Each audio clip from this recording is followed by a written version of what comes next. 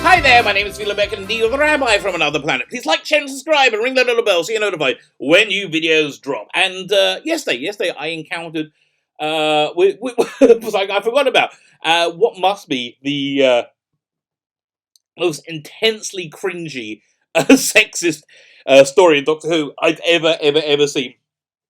And I've seen quite a few. But this was like so intensely sexist. And I'm always wanting to say, oh, Doctor Who's not sexist. They're just like, this was so cringely sexist. It was so unbelievably sexist that, I had to make a video about it. And I want to talk about sexism in Doctor Who as a more broader topic. Because I think it's kind of interesting. When was Doctor Who sexist? When wasn't it? Because listen, it's got a 57-year history. I think it's fair to say there's been an element of sexism in there every now and again. I just don't think it's been that kind of malicious until, I think the most recent years has been actually actively maliciously sexist. But I'll get to that, as we go through it. So what I'm going to do is I want to go through every companion. I off the top of my head, try and think of moments of sexism that, and how sexist it was around them. And we'll try and get a picture of it. And then we're going to talk about this insanely sexist Doctor Who that just took my breath away. But before we get there, can I ask you guys, can you hit the subscribe button? Thank you very much. I'm very, very grateful for everybody subscribing. I give stuff away on my channel. One of the things I give away is go to the video notes. You don't even have to subscribe to get this, but really, could you? That'd be nice. Go to the video notes. There is a link to a Doctor Who audio adventure starring Nicholas Briggs as a Doctor. This was from a mid-80s production by a group called Audio Visuals. The story is called Minuet in Hell. It's quite an interesting little story, and they remade it for Big Finish in 2002, I believe, for a Paul McGann story. This version I actually think is superior. I really do. I think it's actually a better story. Go down and check it. Also, I give stuff away on the channel, and the stuff I'm giving away this week is Fan-Dabby Double Dozy. We are giving away Carnival of Monsters, one of my all-time favourite stories. Great Pertwee story. The special edition with all kinds of wonderful bonuses and 2 discs on it. All you need to do to win it is, oh my god, I can't remember what the I do. I couldn't remember what the hashtag was. Now I just remember. All you got to do to win it is subscribe to the channel, subscribe, and then in the comments leave the hashtag Miniscope. Miniscope. Again, go to the video notes, and it will give you all the information you need to win this fantabulous prize. Fine. So let's talk about Doctor Who sexism, shall we? Let's start right at the beginning. So the first female companions were Barbara and Susan. So Susan was the least powerful person in certain respects of the initial crew. But was that because of her gender or was it because of her age? I think. Well, listen. Obviously, the roles that the sexual politics and the roles that men and women played in society has changed over the last 60 odd years. That's I think is pretty evident. So but where did those ideas of sexual roles come from? I think you got to go back to the turn of the century, which is before the wars, I think turn of the century when at the beginning of industrialization, maybe 50 years back before then, when there was a division of shittiness. I would say this division of shittiness in life. Everybody had completely shitty, horrible lives in one way or another. They just had differingly shitty, horrible lives. But men would exclusively do all the hard and dangerous labor because there was an idea that women being physically weaker and physically needed to be protected from men. Which and I think that it basically came from this whole idea of chivalry, which I really don't think is a bad idea at all. I don't think.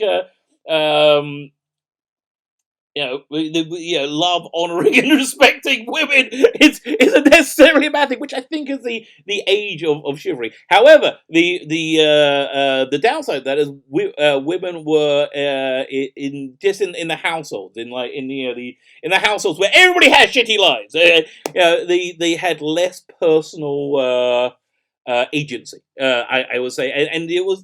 it was basically and it based on personal agency in outward matters, in inward matters. Like inside the home, they would have greater personal agency, but outside the home, they would have lesser personal agency. And again, this was the way societies ran for thousands of years, and not because men hated women; they wanted to keep them under the thumb. It was a mutually beneficial pact that gave everybody the best lives possible while living horribly shitty, terrible lives.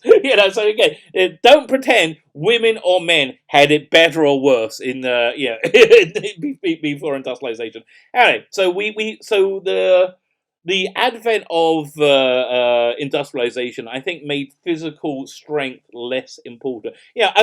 I'm just talking all of this from a sociological point of view. If you want to go like more theological or philosophical and theological, a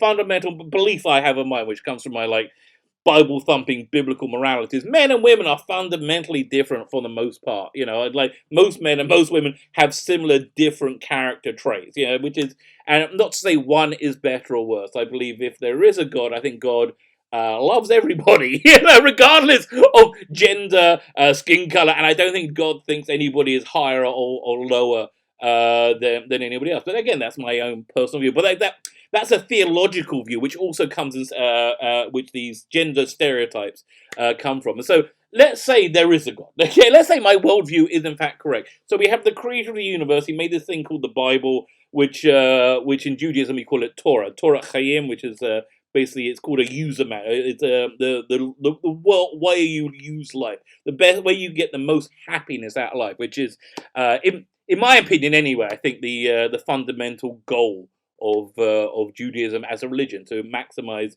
your personal pleasure in throughout your existence, be it in this life or next. That's it. Again, my own personal philosophy and my personal understanding. You can believe whatever you want, but again, this is where all the gender stereotypes come from, and I don't think they're entirely a bad thing. I think a lot of the gender stereotypes give people better lives. However, obviously, women had less agency outside of the home than men. That's an obvious historical truth.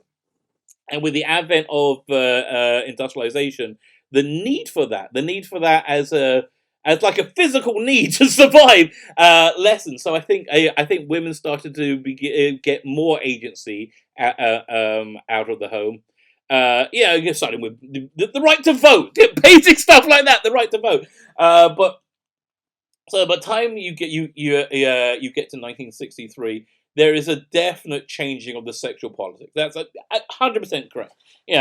One cannot argue against that. So in that context, it was either Susan or Barbara portrayed in a sexist manner. I don't think Barbara was. I really don't think Barbara. Barbara was always shown to be as a strong, intelligent, independent woman. I think she sometimes screamed. I can't even remember her scream, but she must have done. Okay, she must have done.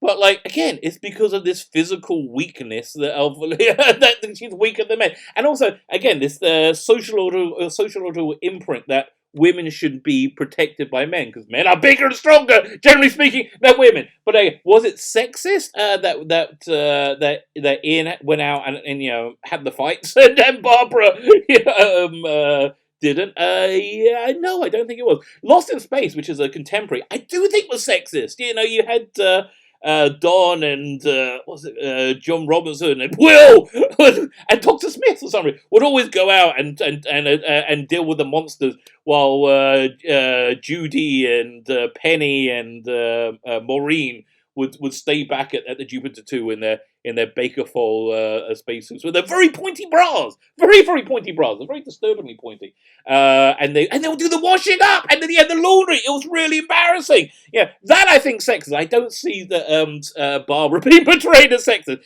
Susan Eva, I see her being portrayed as a girl and as a maturing girl as well.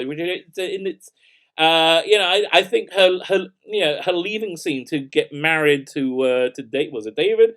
They say, oh, well, they've always got to become the chattel of a man and marrying them off. Yeah, but why is getting married a bad thing? I don't understand. And yeah, when we saw her later in the Big Finish audio, she certainly seemed to have had a pretty decent life with David. I hope it was David. So again, I can't really remember with Susan or Barbara being treated in a sexist manner. Please let me know in the comments if I'm forgetting something. You know, this is all off the top of my head. Okay. So then we got Vicky. Again, Vicky was very much a surrogate for Susan, and she kind of slotted in the same way. But again, she seemed kind of like a independent, smart, feisty young lady. You know, so um, I can't remember. The whole thing of being sent to make the tea, I think was still a few years after that. But again, if you remember instance, please let me know in the comments. It'll be interesting to talk about it.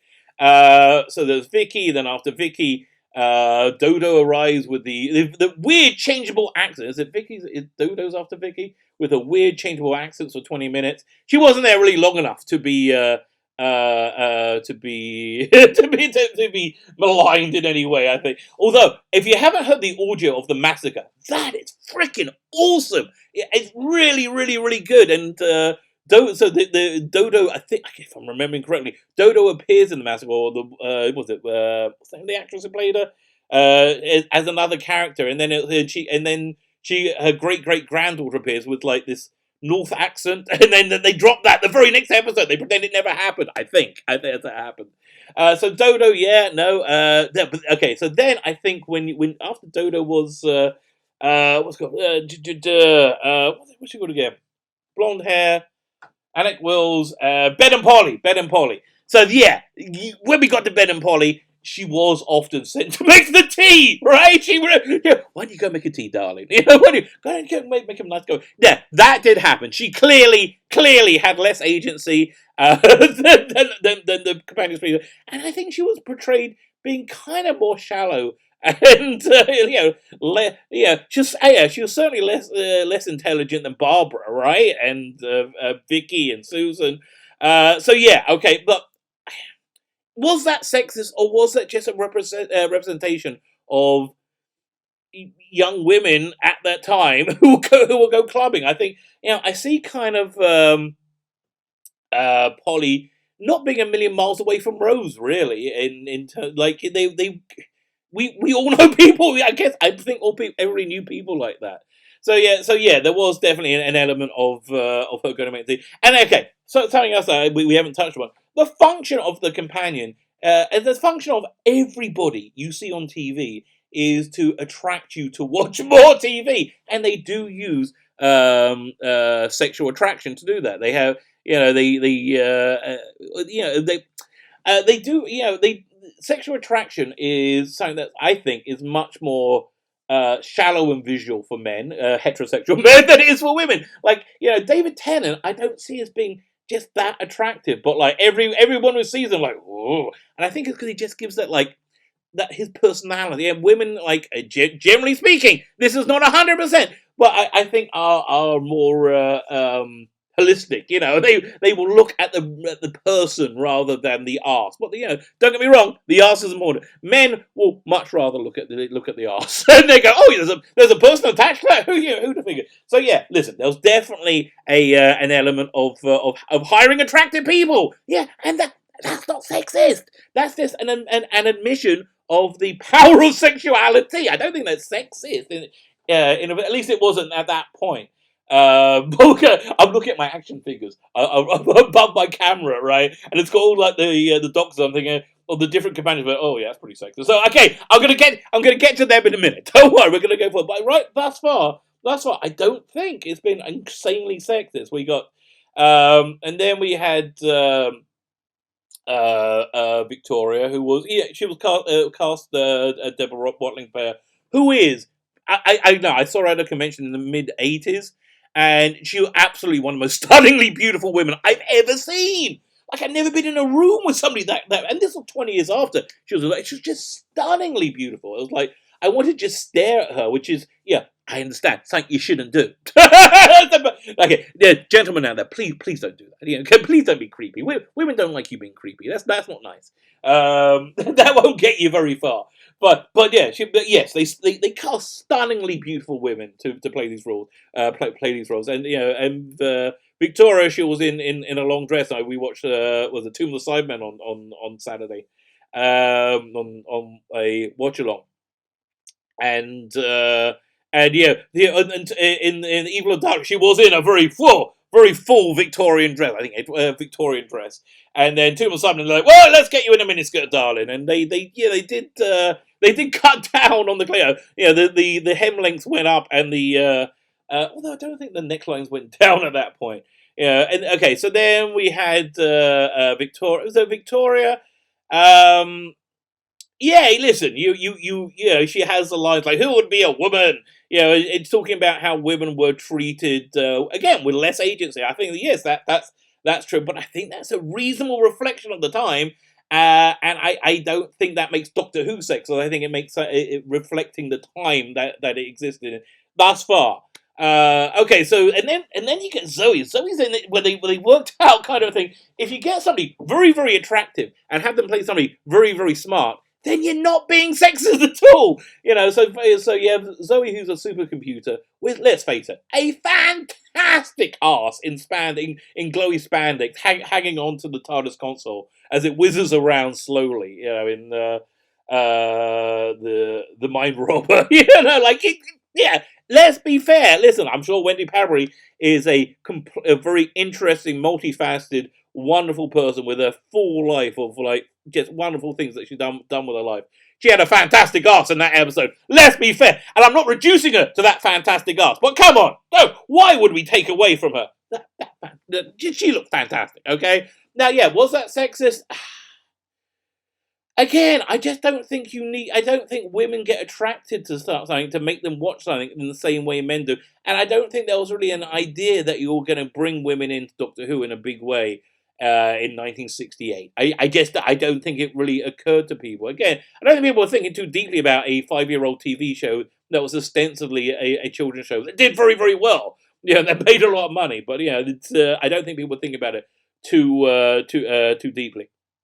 Fine. So then they go for a completely different approach with Caroline John as Liz Shoreham, who was the Doctor's scientific equal, as well as being very very attractive. Look, she's daubed in 70ness, so she does. So that does dower her down a bit. I can't remember a time when she was treated as an inferior or with less agency. Jo was spoken down to quite a lot, but she was fine with it. Jo was.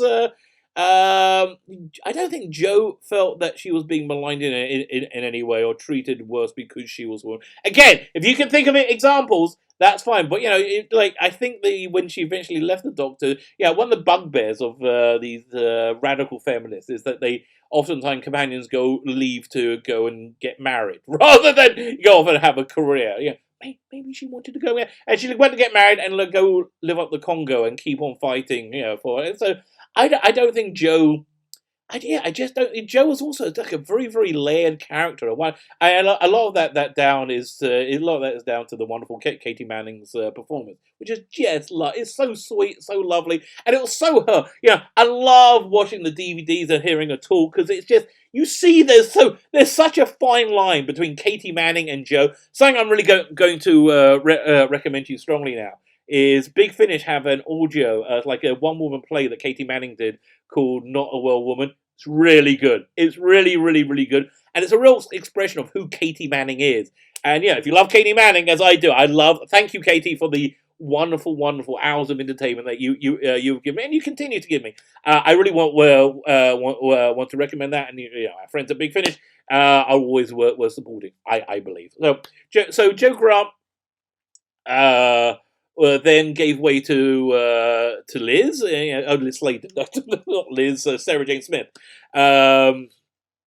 So it's Sarah Jane Smith, feminine. No, Sarah Jane Smith. I don't think she was treated in a sexist manner at all. She wasn't said to make the tea. So again, being sent to make the tea, I think is an expression of who that woman was, rather than women in general. So again, you got Polly, who was said to make the team quite a lot. In all fairness, I'm trying to think who else in the Troughton era they did that quite. I get the feeling they did it more in the Troughton era. Fine. So we're up to Sarah Jane Smith. No. Sarah Jane Smith is such a three-dimensional character. It was so easy to bring her back for the Sarah Jane Adventures and have her be the star. You know, you always knew when Sarah Jane left, she was going off to have her own adventures. She was I think a foil for the incredibly strong Tom Baker Doctor. And I don't think she was objectified at all. Quite frankly, she was attractive, she was pretty, but she wasn't objectified. Objectification started with the next companion, and again, I'm kind of happy about it. Which would be Louise Jameson's Leela.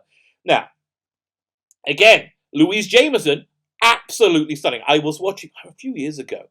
I was watching Sunmakers with Louise Jameson in it, and I just paused it randomly when I was going, and it paused on Lou Jameson, and it was I could have framed it. She just looked it just looked stunning. She looked perfect. She really did.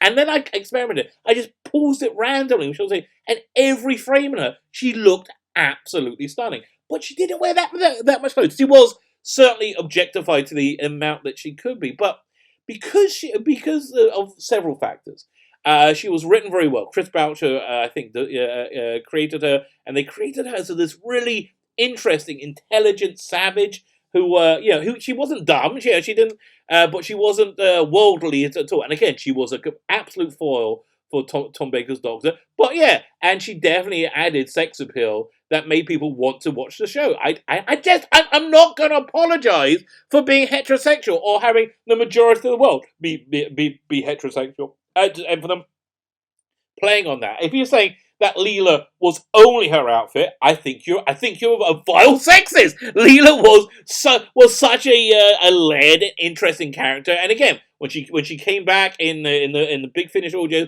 she remained layered and interesting character. So after Leela, we had Romana 1, Romana 2. Again, I don't think they were very, very, very attractive people playing them. Mary Tam and what's her name? I forgot her name because she's so annoying. She's so freaking annoying. She married what's his name? The god hating guy, whatever his name is. Who knows? The anti-religion guy. What's her name?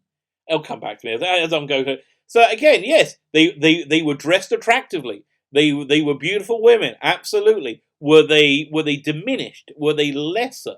No, I don't think they were. I can't think of an example where either of them would have been. Then we got Tegan and Nyssa. Nyssa was reasonably sexist in that, and she was sidelined and it's like going, well, what do you think, though? But again, I think that's an expression of the character rather than an expression of women in general. Especially as Tegan was there, being bolshy, and again, giving the Doctor, both Tom Baker and Peter Davison, being an absolute equal to them. So, which she was. I mean, equal in that she was a human being, where he was hundreds of year old time. But I'm just talking about in screen presence. I think Tegan and the Doctor had could stand each other, and they had more. They could clash against each other, and I don't think one had a stronger screen presence than the other. Okay, but John Nathan Turner came in and around then in the book John Nathan Turner, the Scandalous Life and Times, I believe was it Nicola Bryant? We're going to get to it in a minute. She described her costume as like what a gay man would think of as being sexy to a hetero guy. And yeah, I kind of see it. So, there was a big fear that there would be hanky-panky in the TARDIS in the Davison era. And then he realized, well, wait a minute, we're losing viewers. Maybe we should take some clothes off these very, very beautiful women we've employed. And so all of a sudden, Nissa's taking off her skirt on Terminus, and Tegan's in this boob tube. Great story, by the way. She was bitching about the boob tube one day in Television Centre, the white boob tube. You probably heard this story. Peter Davison tells it in like every con he's ever at. Peter, so she was bitching about the boob. She could hold it up, and so Peter Davison, when they're walking down the corridor of television center, he said, "Okay, Janet, just stop there for a second. Okay, put your bag on. Thank you. Now, Janet, I want you to reach above your head as high as you can."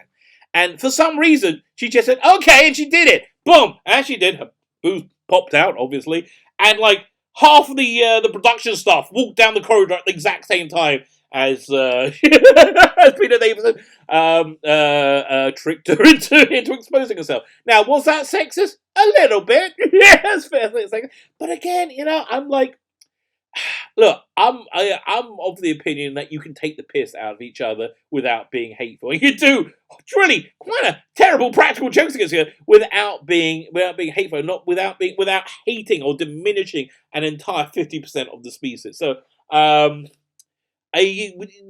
think the costuming moved to become quite exploitative, and it moved to become quite even more exploitative when Nicola Bryant came in, who was clearly a very good swimmer, shall we say. Nicola Bryant, and her costume was 100% sexist, 100% sexist, and so that was 83. So that was just when I was hitting puberty, right? So that holds a very special place in my heart. I said it in a video. It absolutely does. Pera's outfits, the pink one, the blue one.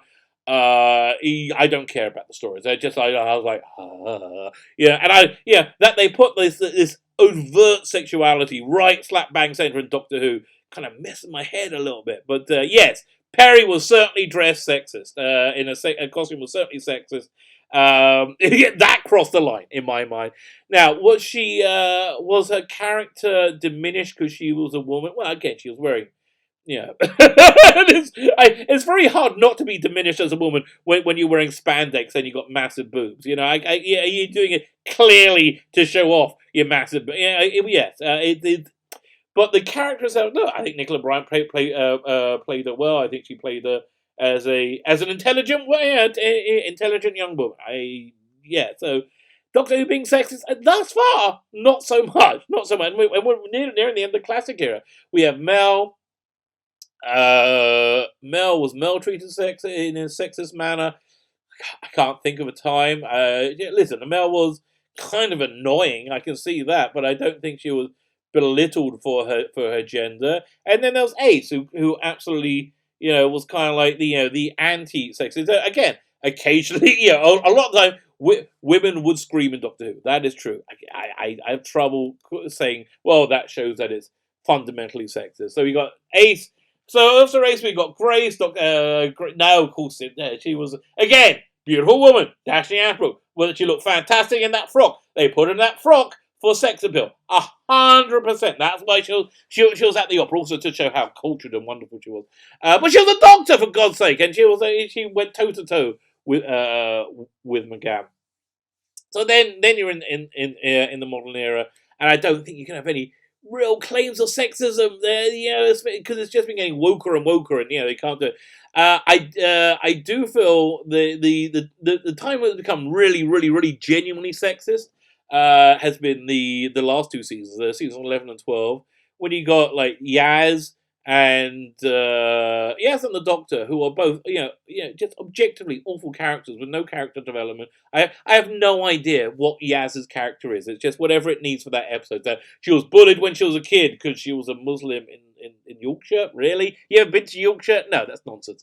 I just don't know it. I don't know, and I don't know what would make Yaz laugh. And the Doctor is just, she doesn't play it as a real character. She plays it as like a children's TV presenter. It was just the only time where I think we've had seasons without genuine three-dimensional female characters who you could root for is it's not good. It's not good. So where is it? Where is this story that was super cringy sexist? So it's in Big Finish. Big Finish do have. I can think of 3 stories which are cringily sexist in Big Finish. Now, 2 of them were lost stories. That stories that scripts are made that were never produced. The first was A Prison in Space, which was it was a Troughton episode, and it was a it was kind of like The Worm That Turned. If you ever saw the two Ronas, it was a world of it was a matriarchal world where women were in charge. Again, it was the mid to late 60s. It was very very kitsch at that time to talk about the changing attitude, this changing sexual politics. But yeah, 100%. That's a sexist story. I'm kind of glad it wasn't made. Another very very sexist story is Mission to Magnus, one of the lost season 23 when they cancelled season 23 and replaced it with Trial. Mission Magnus uh, was the Ice Warrior story, and again, lots of very very cringy sexism in it, where like women are treated as a different species and as a battle of the sexes. But the most sexist I've ever experienced Doctor Who ever is the 2002, which I just mentioned at the beginning of this video, story Minuet in Hell, starring Paul McGann and Charlie Pollard, where it's kind of like so this was them trying to do a new move Doctor Who forward. This was the first time they did a season of Paul McGann, and they were doing like older Doctors, and they were doing like a recreation of the styles that they were coming from. But this is the first time they were in blank territory. They're trying to push forward and do something new, do something interesting, and so they had. So they did a season of 4 stories. This isn't a terrible story in the context of that season, but everything went wrong. Everything went wrong with they didn't have much time to get the scripts ready. I believe they only had a short amount of time from McGann saying yes to the window to him being able to record. They had to rush to get the scripts. The scripts were not ready. The scripts were they would go on. Each episode goes on forever. It's like 35 to 45-minute episodes of a 4-episode story. It just goes on forever. It needed to be pruned. But the most and also I was going to say the most egregious thing. The second most egregious thing is they cast lots of English people to play Americans very badly. Very, very. Those actors are terrible.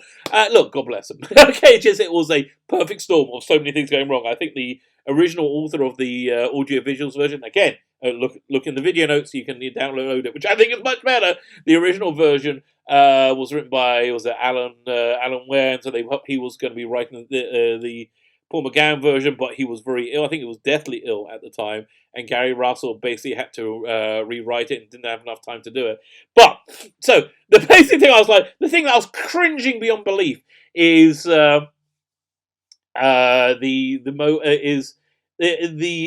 this Hellfire Club, which is essentially a brothel of sex slaves, which I didn't understand at all. That Charlie, the companion, wakes up with amnesia. She's been picked up by people because she was on the street, and she's been kidnapped, right? And she's in a home with a bunch of women, and they've got to like dress up in sexy lingerie and go to this club and service the men there. And so you go to the club, and they're all like giggling and like, like, no, they're all being press ganged into sexual slavery. What the hell's going on? So while listening, thinking like maybe they're all really just prostitutes, so they're all okay with it, and Charlie just got caught up. No, because at one point there's a Buffy the Vampire type character who knocks out a bunch of the people there, men there, and she says, "Come on, girls, let's run away." Why couldn't you do that 5 minutes ago? It's the most cringily sexist thing I think I've ever. Now I think I'm a reasonably sexist person myself. It's like sometimes I want like my wife. Well, yeah, if you ever saw the Modern Family episode, which I really don't like Modern Family, there was an episode once where the wife, who was it, the Dumfries, couldn't work out that she had to point the remote control at the surround sound, at the sound thing, rather than at the TV. And me and my wife just couldn't get it. So a lot of the times I will I will make sexist jokes about like what, do you think I don't respect my wife? Are you out of your mind? That's absolutely crazy, So is Doctor why would I stay married? I can't be married to someone and share my life with somebody who I don't fundamentally respect. But I will, I will make a joke. I do, and I have done. Made jokes of that nature before. I wouldn't make racial jokes. Like I don't know. It depends. But I doubt I would. But I think you have to have permission. You have to have some kind of tacit permission from all parties to be able to enter into that type of humor successfully. But so going back to the question, when was Doctor Who the most sexist? Big Finish pulled it off, I'm afraid, several times over. Wow, I think they did the 3 most sexist stories of all time. And there, the Minuet in Hell, the most sexist, grindingly sexist story I've ever I was going to say saw. I ever listened to. So there you go. Listen, if I've forgotten any details or you disagree with me strongly, let me know in the comments. I am always up for people disagreeing with me in the comments. I kind of enjoy that. I like having a dialogue, and it often spurns new videos. So please let me know what you think. And also, if you haven't hit the subscribe button, please hit the subscribe button. That would be fantastic. Thank you so much for listening. My name is Phila Beckett, the Rabbi from Another Planet. Please like, share, and subscribe, and ring that little bell so you're notified when new videos drop.